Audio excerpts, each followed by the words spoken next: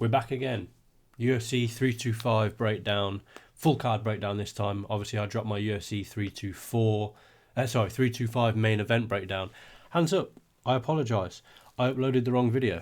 I checked this morning and I uploaded my UFC 324 breakdown video, not my Alexander Volkanovski versus Diego Lopes video. So apologies for that. I'll drop the link to the Volkanovski versus Diego Lopes video in the description below. But I hold my hands up, completely my fault, and I apologise to anyone that watched that expecting a Volkanovski versus Diego Lopes video that got a Paddy Pimblett video. It is what it is.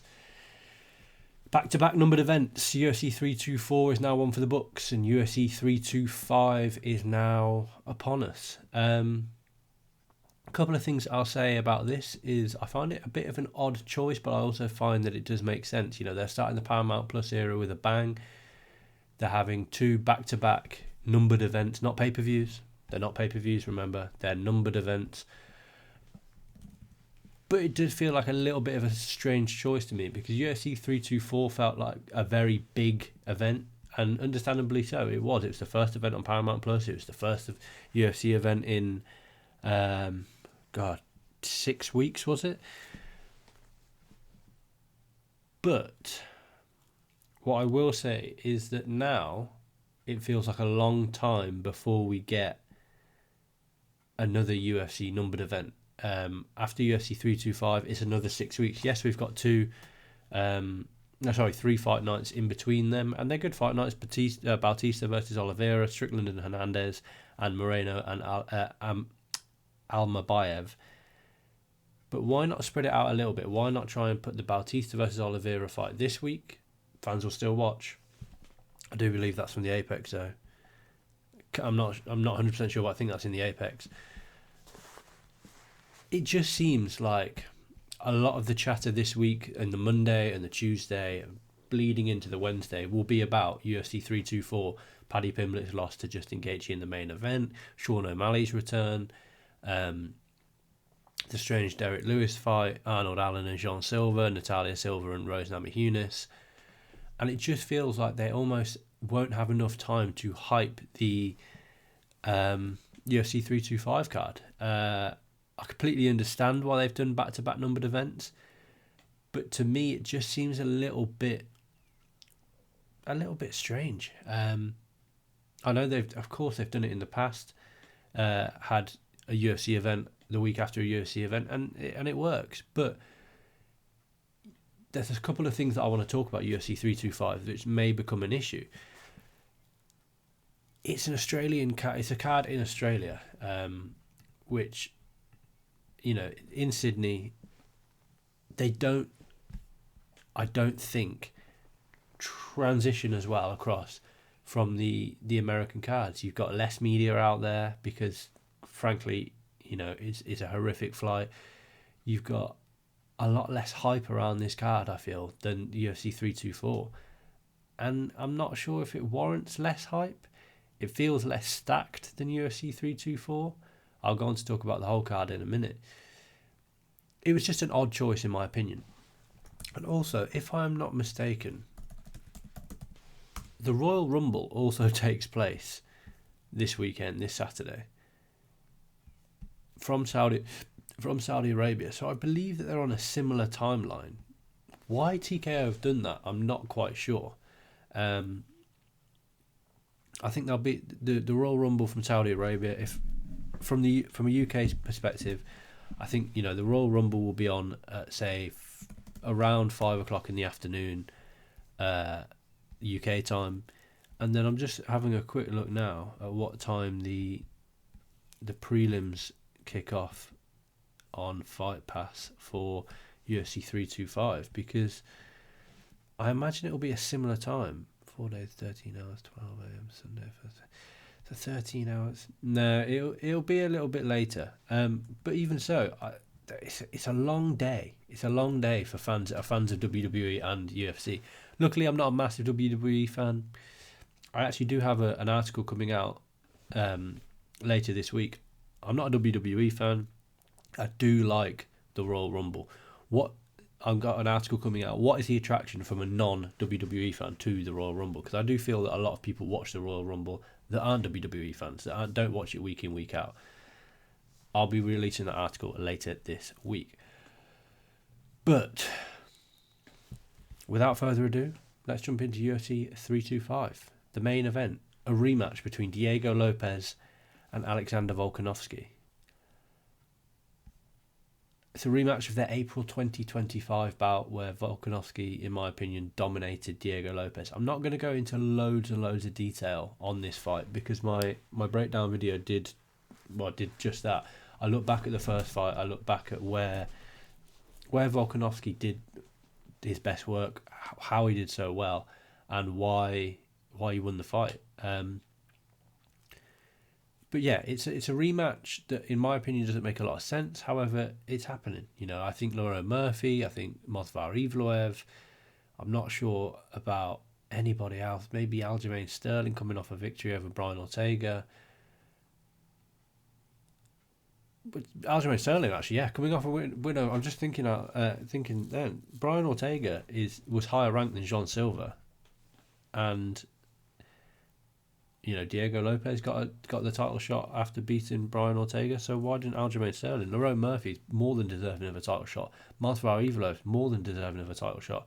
The thing is, we all kind of, you know, it's a bit of an open secret that Movsar Evloev and Laurent Murphy will be facing off in the March main event in London, 21st of March, I think that is. You're eliminating one of the two top contenders in the featherweight division if you do that, and you're gifting Diego Lopes an opportunity off the back of one win over Jean Silva in a fight that for me didn't warrant another title shot. He didn't look, I mean, he got a great finish, a spinning back elbow, cuts Jean Silva. Jean Silva obviously looked very good against Arnold Allen last time out, but for me it didn't warrant a title shot, an immediate title rematch for Diego Lopes.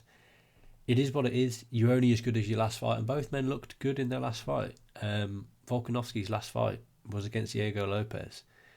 The thing that worries me a little bit is the regularity in which Volkanovski is fighting. He's 37 years old now. He's had 9 months off from last April. He's averaging, you know, in 2023 he had 3 fights, 2 Islam Makhachev and 1 Yair Rodriguez. 2022 he had 2 fights, Korean Zombie and Max Holloway. 2021 he had just a 1 fight. 2020 he had just a 1 fight. But 2024, February 2024, he had the 1 fight against Ilia Topuria and knocked out. April 25 he returns, fights for the vacant bout against Diego Lopes, wins the bout, as we know. He's been sat on the sidelines since then. Why is that? At 37, well, he would be 36, 37 years old. Why is Volkanovski being sat on the sidelines for so long? I don't know. I can't answer that question. Only Volkanovski can answer that question. It's not like there haven't been contenders. Like I said, Movsar Evloev has been sat sort of waiting. Laurent Murphy's been sat waiting. You could even have pushed a Jean Silva before he fought Diego Lopes. But let's look at some keys to victory. Like I said, I'm not going to jump into this fight too much because I've got a whole video about this fight. But let's look at some keys to victory. For Volkanovski, it's rinse and repeat. He did exactly what he needed to do to beat Diego Lopes last time out. And he can just repeat that game plan. I don't think Diego Lopes, as far as an MMA fighter is concerned, is good enough to beat Alexander Volkanovski. I think he's too one-dimensional. He's a big right hand. He's got a good ground game, but he doesn't tend to use it. I think he looks for the one-shot sort of knockout, which, you know, he was close to getting.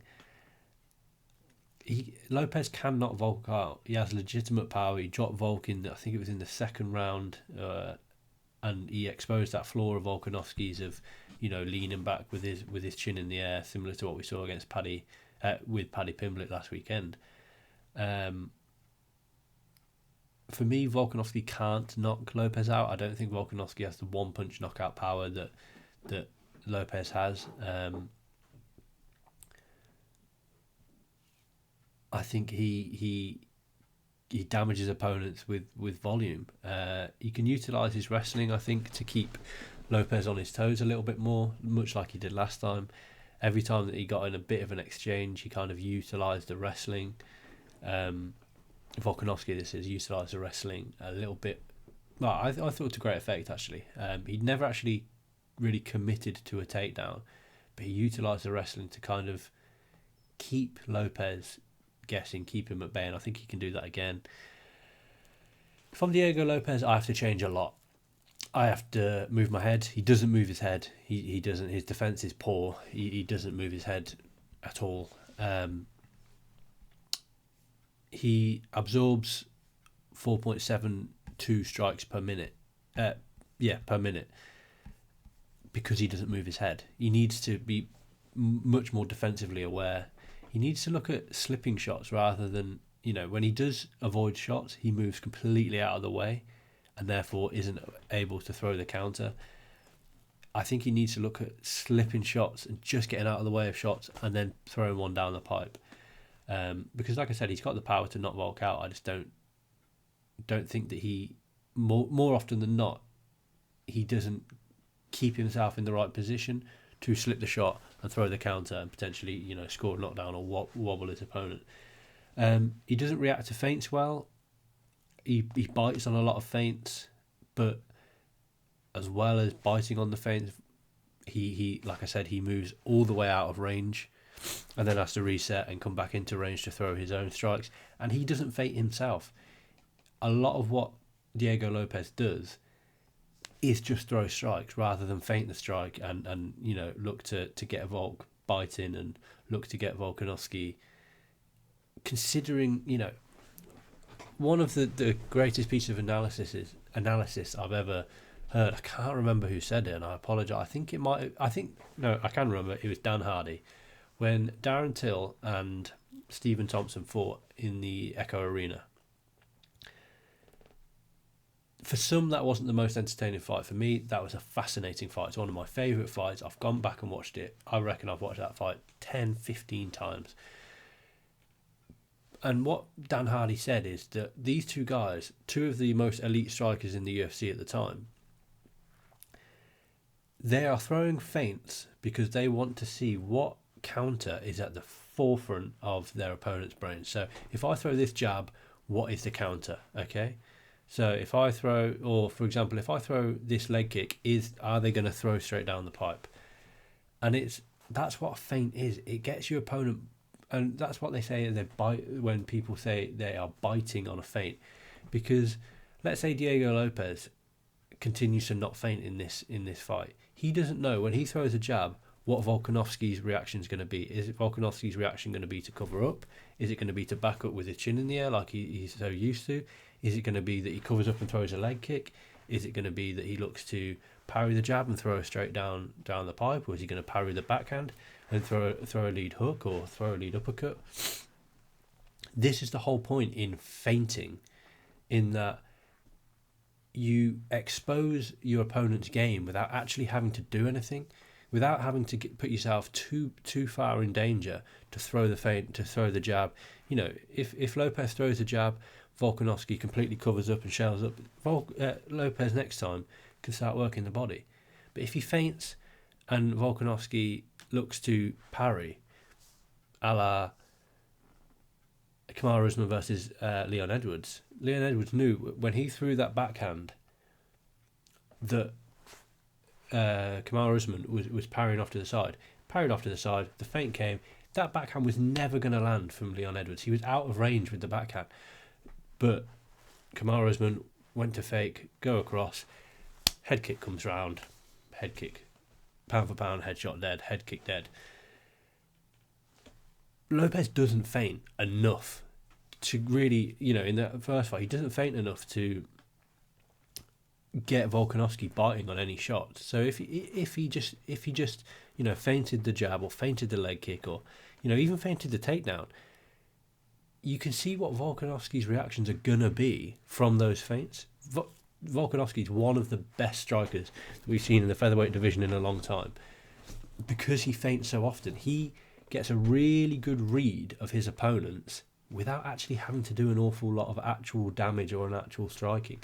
Volkanovski will feint the leg kick. He will feint, it's a lot of upper body movement. It's a lot of throwing and almost pausing. We see Volkanovski very regularly go to throw a feint, his opponent completely moves out of range, and he kind of pauses, and then he'll reset, and then he'll go to throw another feint, and maybe the opponent will look to, and it's just the little tells at this high level of MMA. It's a little tell, if Lopes is here, and even if, Volkanovski throws a feint, Diego Lopes recognises it's a feint, recognises it's not a proper shot. Even if it's just that backhand just comes across ever so slightly, it looks like he's going to parry that shot. Volkanovski can then go in, and it's maybe not the next time or the time after that, but at some point in the fight, he will have downloaded that data to have recognised that Lopes is likely to parry a shot. So Volkanovski can then go, right, I'm going to throw the jab, he's going to parry, I'm going to come round with a head kick, or I'm going to come round with a heavy leg kick because he's heavy on that lead leg. Lopes doesn't feint enough for me to really trouble Volkanovski. Volkanovski feints very often, which is what led to him having so much success in that first fight. I'd also say that Lopes likes a firefight, but isn't always willing to commit to a cleaner fight. He was kind of calling Volkanovski on because he knew that he was outmatched skill for skill in that first fight, and he wants a firefight, but he isn't willing to commit to, cutting off the octagon, closing the distance, and really trying to get Volkanovski into a firefight. Volkanovski occasionally does bite on the firefight, in that he will throw back with Diego Lopes, and that's Diego Lopes's, for me, best way of beating Volkanovski is frustrating Volkanovski, getting Volkanovski to kind of play on his ego a little bit, and looking to land kind of like the overhand in the firefight situation. If Volkanovski can just stay calm for 25 minutes, which is a big ask, especially with your home crowd behind you, I think he wins this by unanimous decision again. I wouldn't be massively shocked by a Diego Lopes KO, but I am going to pick Volkanovski by unanimous decision. Co-main event. What a co-main event we've got. Dan Hooker versus Benoit Saint-Denis. Hooker staying active. He was out there in November after a long time off due to injuries and whatnot, and covering his body in ink. He returned after a November outing against Arman Tsarukyan, where, let's be honest, he was dominated on the ground and he didn't look fantastic on the feet either. That's a feather in the cap of Arman Tsarukyan, because I think Arman Tsarukyan is the second best lightweight, potentially the best lightweight in the world, behind the champion Ilia Topuria. Benoit Saint-Denis has looked amazing in his last couple of outings. I, for some reason, had in my head that his last outing was the Mauricio Rufy battering. Of course, it wasn't. His last outing of note was the Mauricio Rufy battering. His last actual outing was a 14-second knockout of Beneil Dariush. I completely forgot about that one because it was 14 seconds long. After a little hiccup with the Dustin Poirier knockout and he got battered by Renato Moicano, let's be honest. Mauricio Rufy is back to his best. I think he beat Kyle Propliak. I can't quite remember. But then he returned against Mauricio Rufy, and that was a big one. It was Rufy undefeated in the UFC, coming off, I think, the wheel kick of King Green. How was he going to look against Benoit Saint-Denis, who is occasionally there to be hit? Well, Benoit Saint-Denis just showed that he had the skill to exploit the hole in Mauricio Rufy's game. He took him down, and when it comes to the grappling, he could do the same against Hooker. Dan Hooker has questionable grappling, as kind of alluded to in a pretty disgusting way by Paddy Pimblett, but it is what it is. And he could, I think, he's got a very good ground game, like he showed against Mauricio Rufy.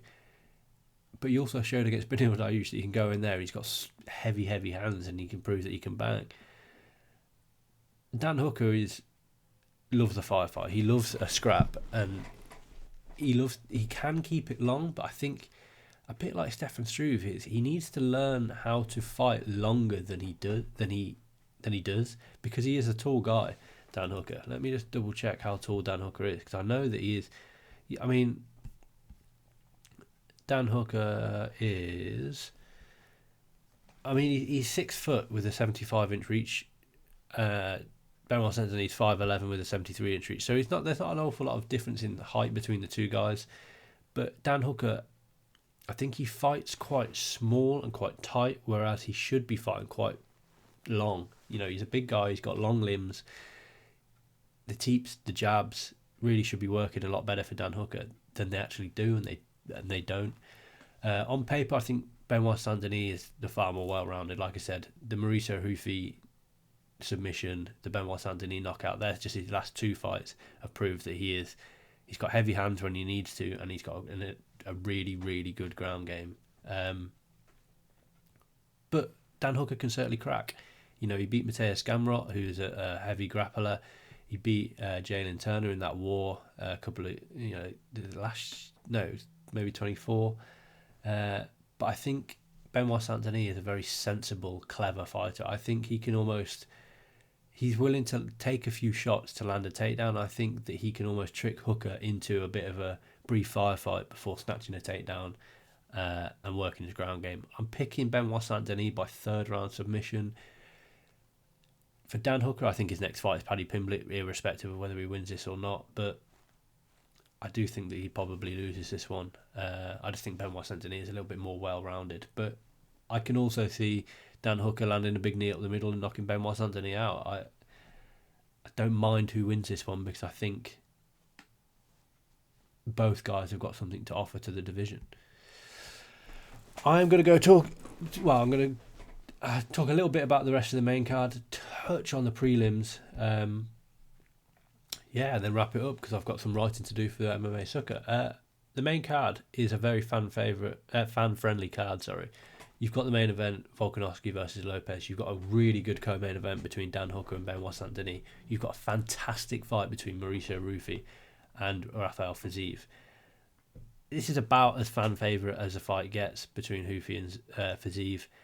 They're both really elite strikers. But I think that we won't see as much striking as we think. I think Fiziev takes this one to the ground and wrestles and exposes the supposed hole in Rufi's game that Benoit Saint-Denis exposed last time out.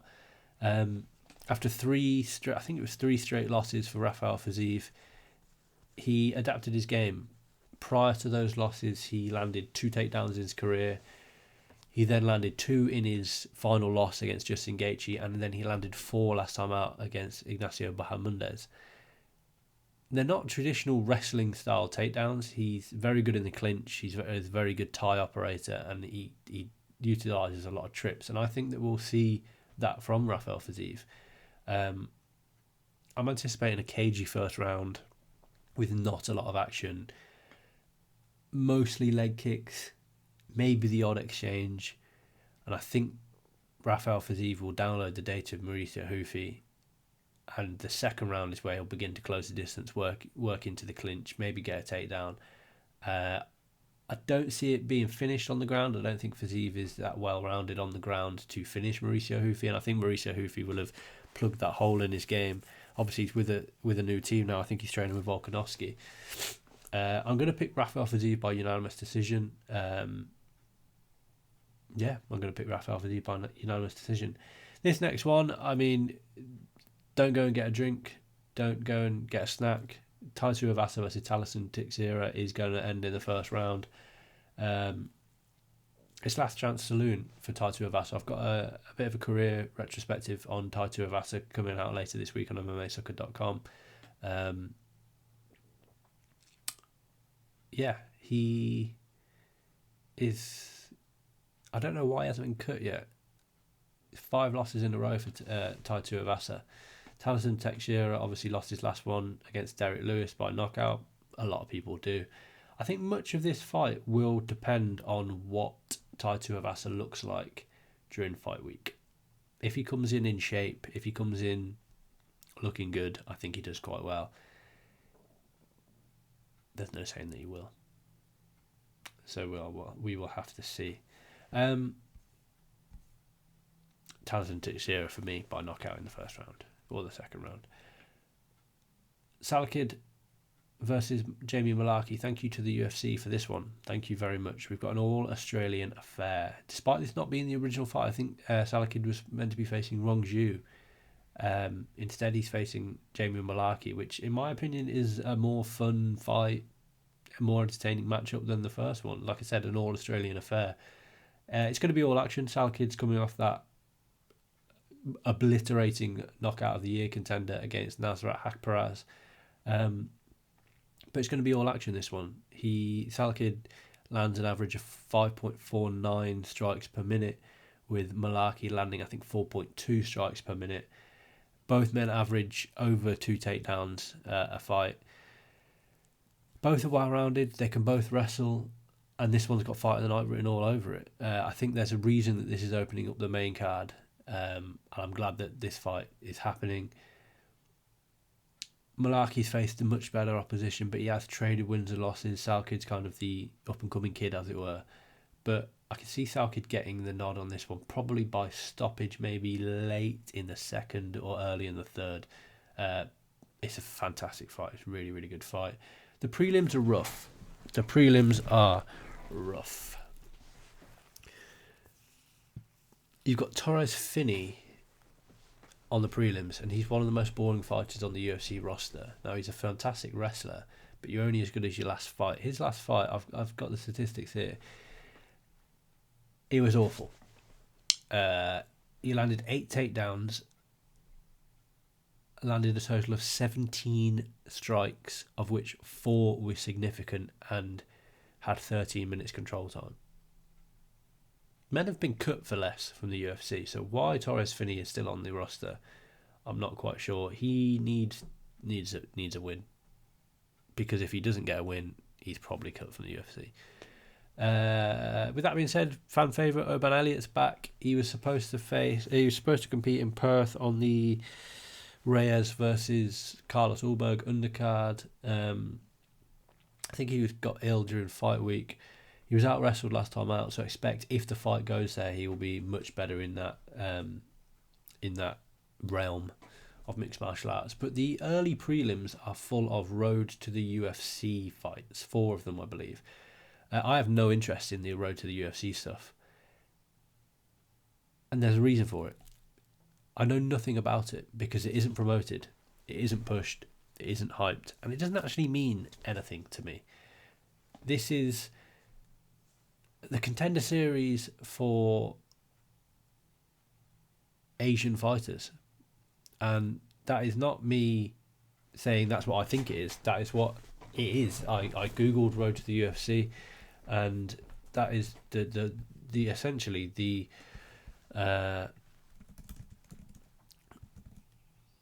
essentially what it says. Road to the UFC is a recurring mixed martial arts event series. It's not actually that reoccurring. In which top Asian MMA prospects compete to win contracts with the UFC. That's just Dana White's contender series, but for Asian fighters. Not really sure. And for me, it doesn't mean anything. Danny McCormack won a fight on the road to the UFC in 2024. She never got a shot in the UFC and has since retired. What are we doing? It's not like, I think Fight Pass have ended their sort of relationship with the LFA, which means there's a little bit more space, shall we say, on Fight Pass. So why not put this on Fight Pass? You've got 4 fights opening up, and I'm not saying that they're going to be bad fights. They might be phenomenal fights. I don't know. But what I would say is, why are they on a numbered event? The second numbered event of the year. You're riding high at the moment. Remember, the UFC, again, it's kind of only as good as its last fight, or its last couple of fights. You got a knockout by Waldo Cortez Acosta. You got a really fun fight between Sean O'Malley versus Song Yadong, where Sean O'Malley got the win. You got a really excellent fight between Paddy Pimblett and Justin Gaethje. The last competitive thing that we saw in the octagon was 2 guys almost falling over each other in a fairly sloppy manner, but in a winner takes all. Really just going for the victory. Really trying to leave it all out there. And get that interim title bout. That's the last thing we saw in the in the UFC, and now you're going straight on Paramount Plus and Fight Pass. Early prelims, what we're getting: Aaron Tao versus Namisrai Batebar. And I don't understand why it's on a numbered event. You've got an Aaron Tao, 11-1, only obviously fought on the regional circuit. Well, he's fought twice on the road to the UFC. He lost on the Contender Series to Elijah Smith. And his opponent, Bataiba, Mongolian fighter, 9-1. Again, has won 2 fights on the road to the UFC, but I just don't understand it. I just don't understand why the road to the UFC is these 4 fights are taking place on a numbered event. Fight night, absolutely fine. Numbered event, not for me. But it's not about the road to the UFC fights. It's all about the main card for me. The main card is fantastic. Make sure you are watching that main card, because it is banger after banger after banger. You've got Salkid versus Malaki, fight of the night. You've got probably knockout of the night in Taito Avasa versus Talison Teixeira. You've got a really technical battle between Mauricio Hufi and Rafael Fiziev. You've got a potential war between Benoit Saint-Denis and Dan Hooker.